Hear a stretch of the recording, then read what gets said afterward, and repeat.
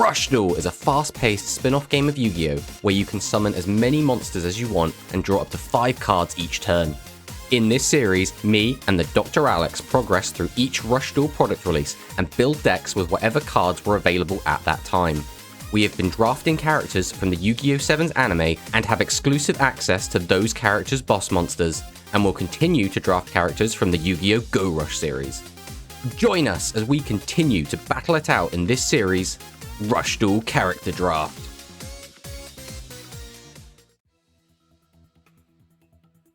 So this is the deck we're bringing to today's game. This is Dark Fairy, and this is our silver deck. This is our deck that has the second best win rate for me in Character Draft. So this deck it's not really anything special. The deck doesn't really have much in the way of flavor. It doesn't really have a goal it likes to set out to do, and the boss monsters don't really have much synergy, but I still really like this deck and I think it's really fun. So our first boss monster is Archangel Metal Position, and if our life points are lower than our opponents, we can send one other face-up Dark Attribute Fairy type monster, so again, a very specific Dark Attribute and it has to be a Fairy, monster from your field to the graveyard to change one face-down monster on your opponent's field to face-up defense position, then inflict damage to your opponent equal to its original attack.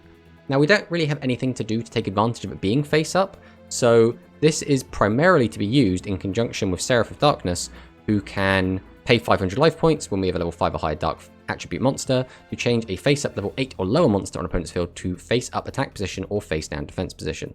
So we can flip our opponent's boss monster, which is probably going to have something like 2500 attack, into face-down defense. Then we can use Metal Art's position to flip it up and burn our opponent for 2500, which sounds pretty good, but in order to use Archangel Metal Position, we do have to send a monster to the graveyard, which is probably going to be our Seraph of Darkness. So we lose a monster in exchange for just burning our opponent for 2500-ish, which doesn't seem great to me, and that's kind of the only real synergy in the deck. The other boss monster of the deck is Watchman of the Apocalypse. So if your opponent has 6 or more monsters in their graveyard, this card gains 500 attack and cannot be destroyed by the effects of your opponent's level 8 or lower monsters. Again, it's a decent card. 3000 attack is pretty good, and not being able to destroy by level 8 or lower monsters' effects can be relevant depending on what you're against.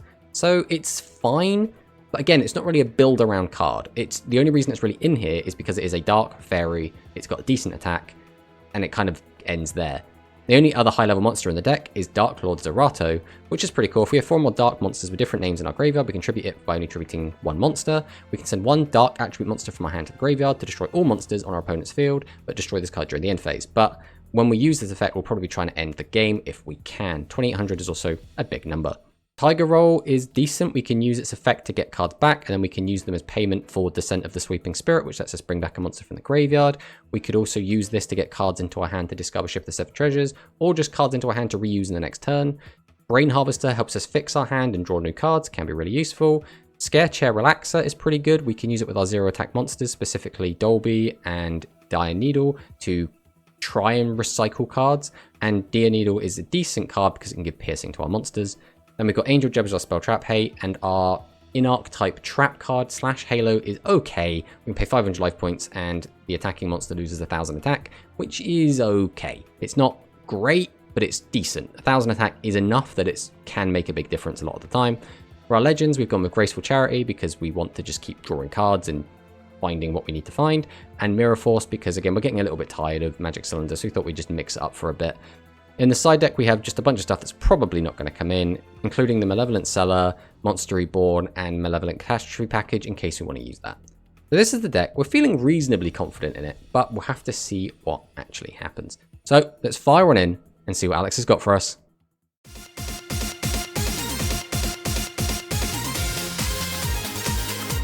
Last week, we had the Battle of the Bronze, which was quite an interesting one. We had the Floodgatey Sky Saviors taking on the more interesting combo-focused Dark Galaxy, which the Sky Saviors did manage to take.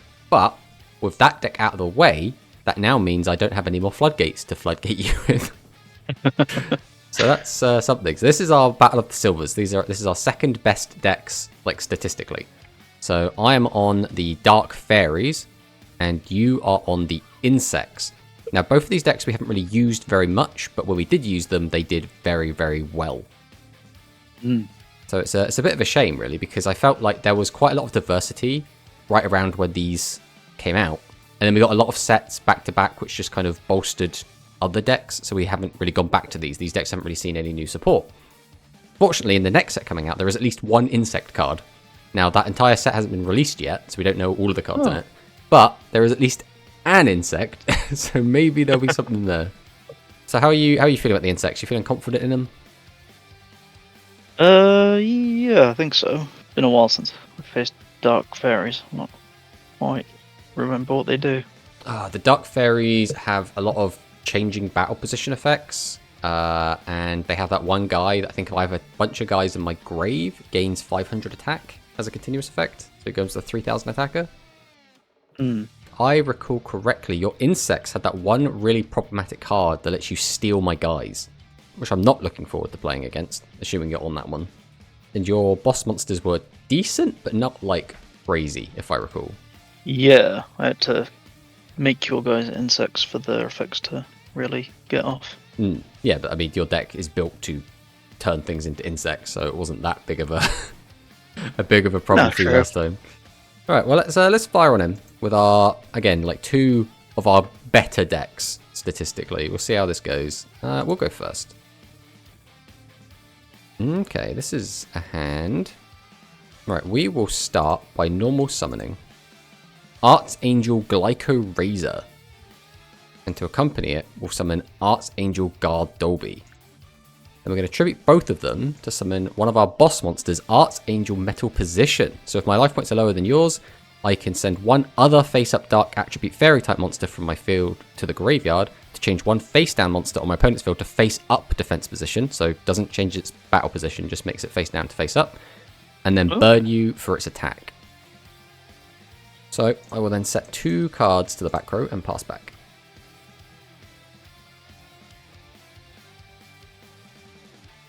Delirium Papillon. Okay, so you're making me an insect. Ready for something. The Atlas Combat Beetle. Angladigra. Okay, so you send the top 2 cards of the deck to the graveyard, then if an instant monster is among the cards sent, this card gains attack if the number of monsters sent to the graveyard times 400, okay? Just don't hit monsters and I'll be fine. Yeah, give it a go, see what happens. You're not supposed to hit 2 monsters. That's the opposite. Alright, 2 back row as well. Okay, well, goodbye position. On the plus side, you go down to 24, which is beatable. Yeah. Alright, we'll start with this. I'm going to normal summon Tiger Roll the Sushi Angel. Ooh. So it's a bit of a weird effect. So I can add up to 2 level 8 or lower fairy monsters from my graveyard to my hand, but I cannot normal summon or set or special summon from the hand for the rest of the turn. I can do as much as I want before I use this effect, but as soon as I've used it, that's it. Oh, okay. So next up, we're going to use Angel Judge. So if I have a fairy monster in my field, I can place 1 spell trap from the field on the bottom of the deck. So we're going to put this to the bottom of your deck. Then we're going to go and do it again. Oh, okay. Next up, I have to work out exactly how I want to play this. I think it's going to be set this. Then I'm going to go ahead and activate Tiger Roll.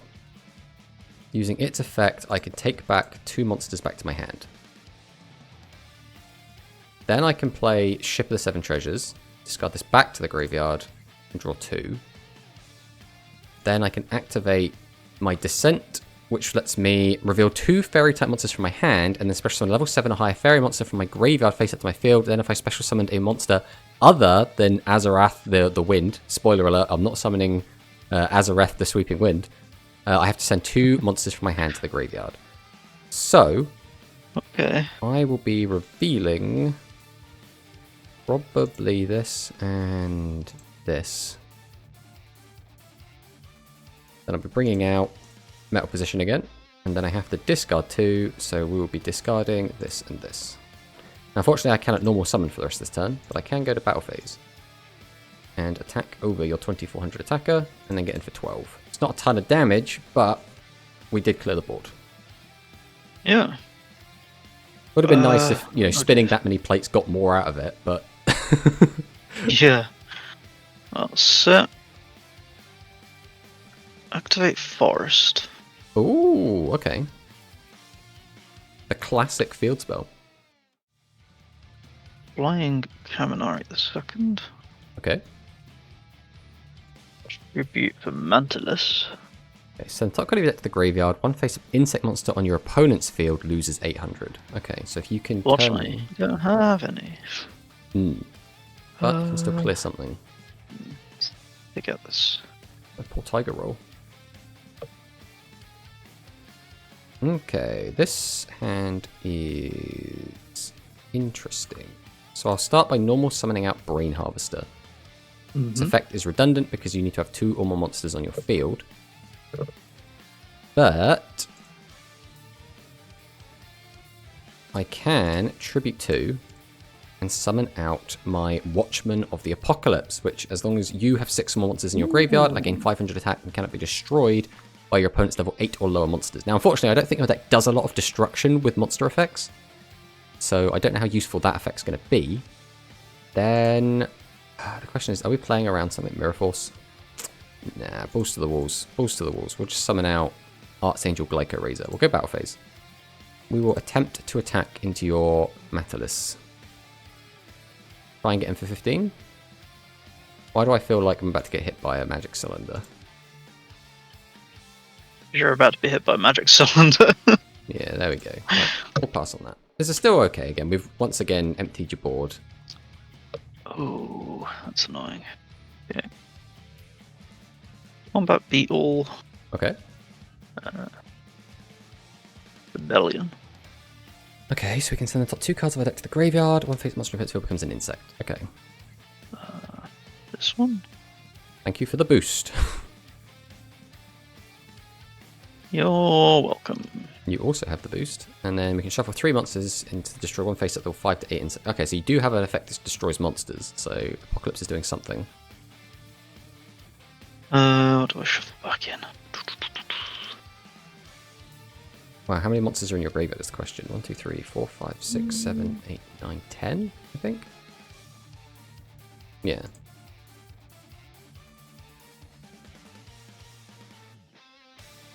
By my position. Yeah. Forest. Mirage Dragon. And then chunk me lower. I don't like being on this low HP. Interesting, interesting. I need to like, I'm trying to triple read this to make sure I'm not misunderstanding and don't just completely throw. Okay. Then one. Just right all. Okay. Just double check that. We have what? 1, 2, 3, 4. So I will normal summon my Archangel Dianeedle or Dianeedle. Then Fine. I'm going to tribute it to summon out Dark Lord Zerato, whose effect I can use to discard a dark monster and wipe your board, but then he dies at the end of the turn. But that doesn't matter because there isn't going to be another turn. Yeah. GG. Oh, yeah, I read this card and I was like, oh, so it's going to wipe the whole board. Oh, okay, I'm going to kill my 3000 guy. I can't do anything. And then I read it again and was like, it says opponent's field. And I'm like, that is bonkers, right? Yeah, it's pretty bonkers. Yeah, I was just like, huh. I don't see Dark Lord Zerato played very much, so I just assumed, you know, oh, it's probably fine, like 1 tribute 2800s and okay, but that second effect is ridiculous. Anyway, let's go to game 2.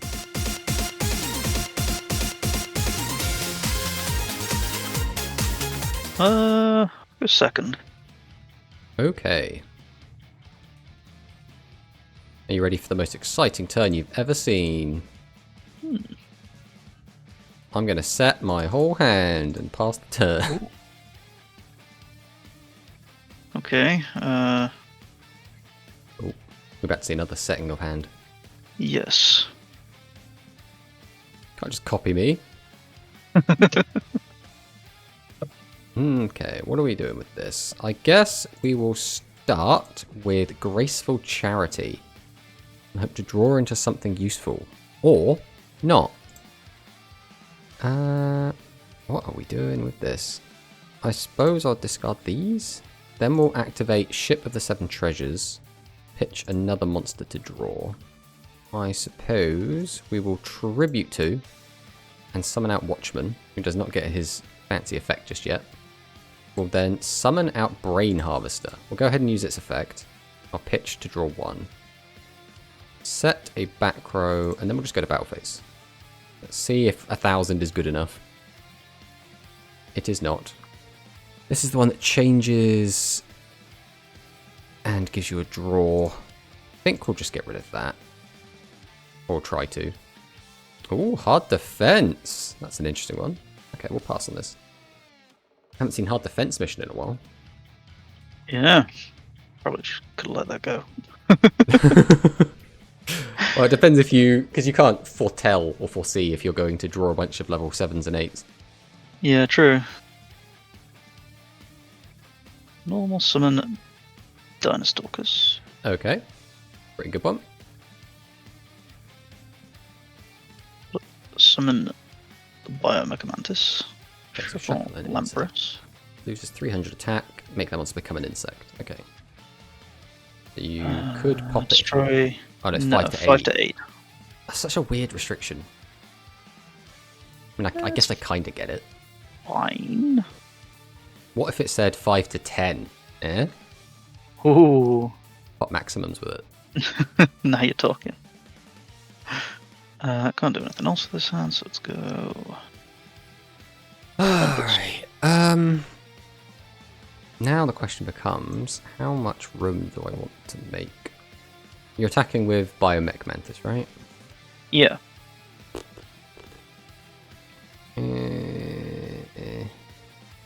Yes. We will activate Mirror Force here. Ooh. Right now, I don't really have anything, so I need to conserve what I have. Yeah. Oh god. This hand is not good. We will think. Right, we'll go ahead and just drop Shift the 7 Treasures. That's our first plan. We'll discard Dire Needle and draw a card. Then I'm going to normal summon Glyco Razor and just go straight to battle and try and just get him for 25. And then we will pass. Yep.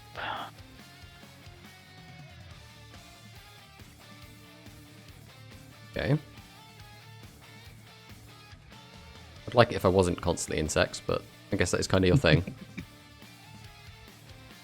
Indeed.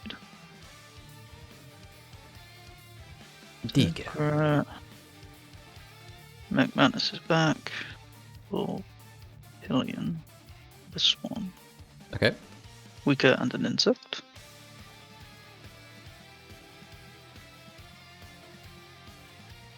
Oh, there goes the Rush Dragon. But you did hit Fine. 2 monsters, Still, so yeah. you know Mirror Force is gone. Yep. Don't have to worry about that. Goodbye Harvester. Goodbye Razor. But hello Gardobi.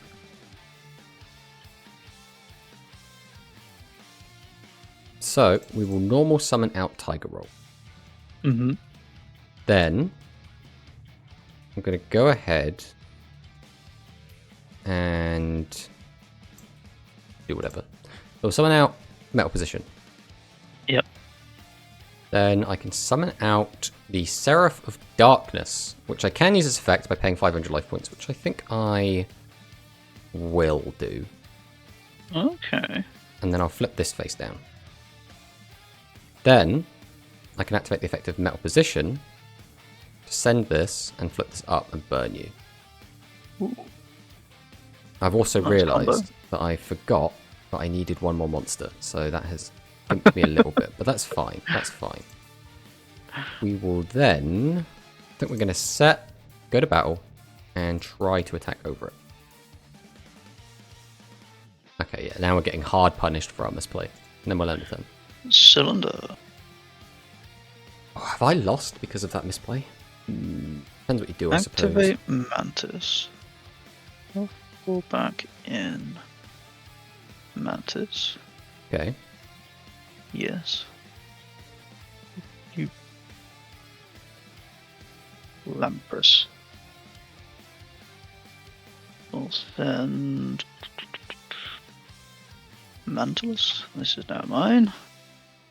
Okay. Yes, we can activate this. Trued Beetle. Destroy that. That's fine. Okay. Activate. Activate. Ooh. Go to battle. Swing. Yeah. Oh man, if I didn't misplay, I could have not died here. Swing. But we'll overcome for next time. We now know not to send our tribute fodder to the graveyard. Yeah, I could have had another 3,000 attack monster, killed one of your diggers, because the second attack would get through. You didn't have two ways to transform my guys, which means one of them would have remained on my side of the field, which would have been too big for you to get over. Especially with my back row that wouldn't be turned off. Or yeah. But we'll get you on the next one. We'll get you in the next one.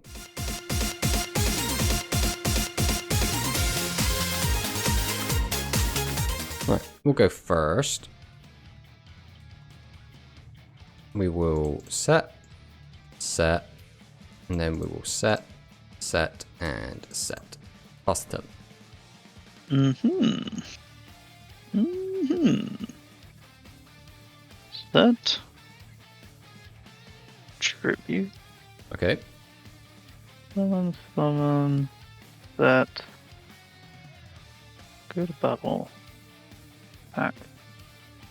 Got my Brain Harvester. And pack. And Brain Harvester. Alright, let's start this out with Graceful Charity. We will be sending this and probably this. Yes. Probably just use this, right? Yeah, we'll activate Shift the 7 Treasures and we will send this to Grave. Then I will flip summon Razor. Set, and set. Go to battle and we'll attack this defense monster. Then we'll pass. Okay. Forest. Ooh, that's a little bit annoying. Bio Mech Mantis. Okay. Turn that into an insect. Oh. Ah, damn it. Set. Go to battle.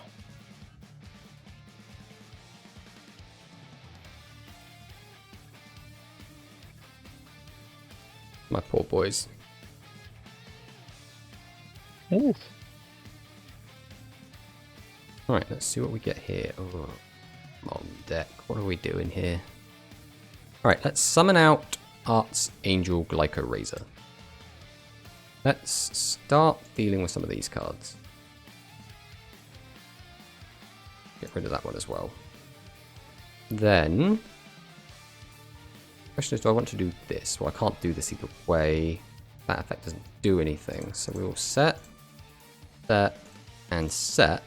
Go to battle, and then attack over your Biomech Mantis. Pass the turn. That, yeah. New defense. Alien. Draw Nice. a card. Or Hog. That's a pretty nice top deck. Let's Intrude Beetle. Okay. That. Got my hard defense mission. Yeah, tribute summon. We will go ahead and flip this down, I think. Ooh. Let's do this. Okay. Oh well. Sent up. Okay. We can 100 attack in a dream. go to battle. Okay.